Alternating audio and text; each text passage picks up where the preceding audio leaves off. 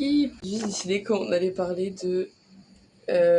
En fait, non, c'est pas... En fait, c'est un appel à témoins pour savoir si je suis la seule à avoir vécu ce phénomène ou si on est au moins deux, au moins trois, à avoir partagé une passion dévorante pour le principe du coming of age et spécifiquement pour l'œuvre bibliographique de John Green dans une tranche d'âge allant de, allez, on va dire 11 à 15 ans. Ça a commencé avec Nos étoiles contraires. Je sais pas pourquoi, je vais que chialer après quand j'ai fini le bouquin, alors que genre, bah bon, vas-y, c'est triste, tu vois, mais genre, c'est pas Hunger Games. Je sais pas, j'ai fini de le lire, et ça m'avait fait sentir tellement d'émotions que genre, je savais pas quoi faire de ça.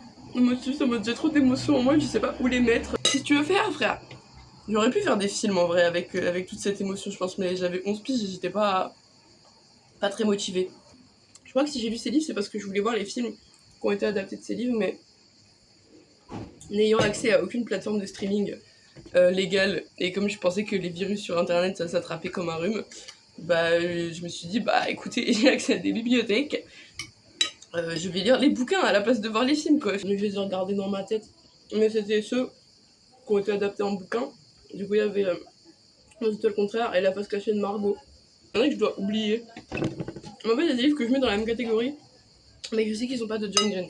Du coup, en tout cas, venant de John Green, je crois que c'est les deux principaux à retenir, qui m'ont marqué beaucoup. J'ai dû en lire d'autres, mais je me rappelle pas. Ah si, Will et Will, mais bon, lui, il était pas ouf non plus. C'était très didactique ce bouquin en vrai. Que je vais tous mes tafs de l'année en théorie aux Beaux-Arts dessus. Mais du coup, la thèse qui est cool, c'est que en anglais ça s'appelle Paper Towns. Et je trouve que c'est très dommage que le titre français néglige à ce point-là le truc le plus intéressant dans le bouquin, à savoir le principe des villes de papier que je connaissais pas.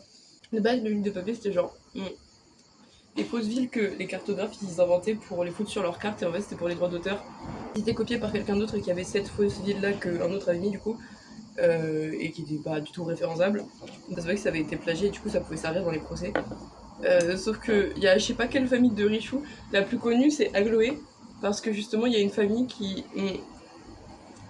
a décidé d'emménager là-bas et de construire une vraie fausse ville à la place de la fausse ville qui existait que sur le papier.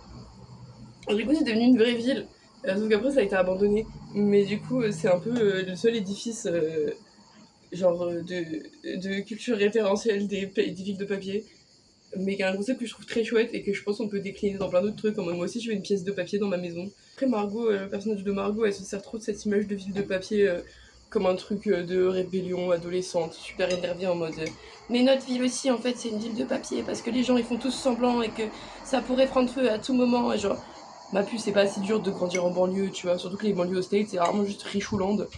Bah avant du monde c'est chiant, je comprends, j'ai envie de faire la grande vie mais bon, on va pas casser les couilles à tout le monde quoi. Et genre, je sais pas, après le mec il fait une obsession sur elle pendant tout le livre, il la poursuit partout. Parce que encore une fois, je pense pas qu'il la kiffe tant que ça. Juste il aime pas sa vie, du coup il prend la porte de sortie qu'a le visage de Margot quoi. Je pense que ça s'inscrit dans le même phénomène que mon obsession pour Life is Strange, spécifiquement Before the Storm, qui je pense vient du fait que on a beaucoup ce schéma narratif de personnage A. J'avais écrit une lettre à Johan là-dessus. C'est un personnage A qui aime pas sa vie trop, qui est dans une vie un peu lame, qui se fait chier, qui est vachement sous pression des normes sociales et tout ce que tu veux. Enfin bref, il est pas libéré le poteau. Qui va faire la rencontre fortunée de personnage B, qui lui est complètement fou, parasocial, et qui s'en bat les couilles de la mort et de tout, parce que je sais pas, sa famille est nulle souvent. Bah du coup, il va se servir de personnage B, pas consciemment, mais genre indirectement, comme un tremplin vers la vie qu'il veut, où il est plus libéré. Donc on a ce truc de genre, oh non, ma vie elle est trop nulle, et moi ma vie elle est trop cool, je suis un briquet de tête de mort. Et genre, ils se prennent et ils s'emmènent genre là-bas. Je sais pas comment expliquer. Comme un truc d'état latent d'une méduse qui flotte comme ça et qui se fait choper, dans la course d'un requin. Pas en mode de la mange, en mode elle s'accroche à sa nageoire et genre c'est un tremplin quoi. Et je crois que c'est genre des ficelles scénaristiques qui sont très représentées dans les films, beaucoup pour ados, mais juste dans les films genre un peu développement personnel type shit. Et du coup je crois que ça a nourri cet imaginaire de il faut que tu mettes la responsabilité de te sortir de ta merde sur quelqu'un d'autre. Et que du coup, il y a des gens qui se retrouvent dans des couples ou des relations, des amitiés, Ce qu'ils veulent, c'est pas tant passer du temps avec la personne, c'est juste accéder au mode de vie qu'elle a, que eux ils veulent aussi, mais qu'ils savent pas se donner tout seuls. Alors, je pense qu'on arrive sur une sorte de serpent qui se mord la queue.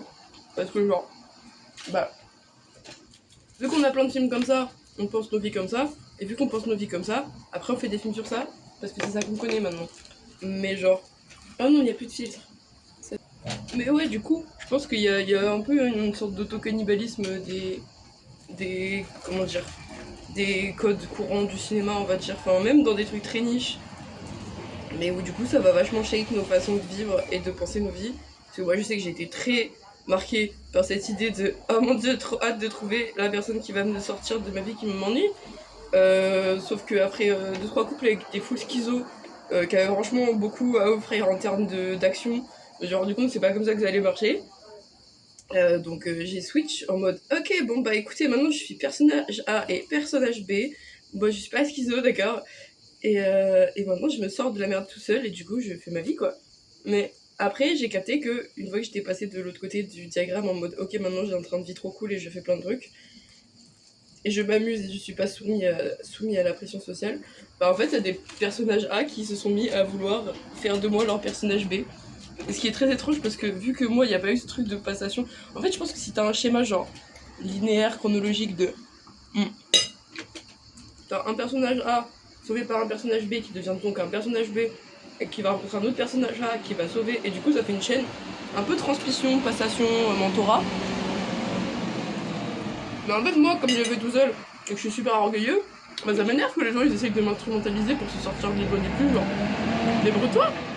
Non, je veux pas t'emmener faire plein de trucs, je suis pas ta babysitter. Moi je peux te refiler des plans à la limite si je t'aime bien, et s'il y a des activités que j'ai envie de faire, que je me dis que ça serait cool qu'on les fasse ensemble parce que ça serait marrant, oui, mais je veux pas prendre accord de te faire découvrir mon lifestyle. Après, quoique, à un moment, je voulais prendre un stagiaire, mais c'était juste pour l'expérience, en mode genre, prendre quelqu'un random en stage, et genre, juste, il passe une semaine non-stop avec moi, et il fait tout ce que je fais, je suis en mode genre, ok, là, on va chez un tel, là, on va faire telle soirée, là, on va dans cet endroit, et nan. Parce que je pense vraiment que mon rythme de vie peut rendre très heureux. Quand je suis en mouvance, quand je suis immobile, c'est horrible.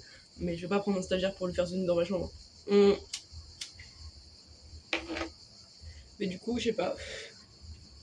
Je pense que ça m'a bien mindfuck. Mais à la fois, je pense que si ça m'a mindfuck les histoires comme ça, c'est que j'avais déjà le terrain préétabli d'ados frustrés et ennuyés, lassés, qui demandent que ça. Il y a Le Monde de Charlie dans cette catégorie aussi. Le film tout aussi bien que le bouquin, et c'est pas souvent. Mais lui, pour le coup, il était difficile parce qu'il était vraiment très accurate. Et je sais pas, en vrai, c'est intéressant de voir comment je voyais les histoires de développement adolescent quand j'y étais pas beaucoup, en mode quand j'avais 11-12 piges. Et maintenant comparer tous ces films-là avec le fait que maintenant j'ai fini mon adolescence, du coup je sais à quoi ça se réfère. Bah, je sais pas, c'est phasant. Mais il y en a du coup qui étaient assez on point. Après, peut-être que ça m'a dévié ou ça m'a biaisé dans ma vision de mon adolescence. En vrai, je pense pas. Parce que, disons, juste lâcher l'affaire. Je me suis pas trop sentie ado quand j'étais ado. Parce que je sais pas, j'étais très flemmard et loser quoi. Mais bon, ça va pas changer. Mais non, je sais pas, je pense que j'ai bien fait mon truc. La personne goûte téton, je peux toujours pas vous montrer. Mais en vrai, ça va quoi. Genre. Peut-être c'est mon premier été d'adulte ennuyeux.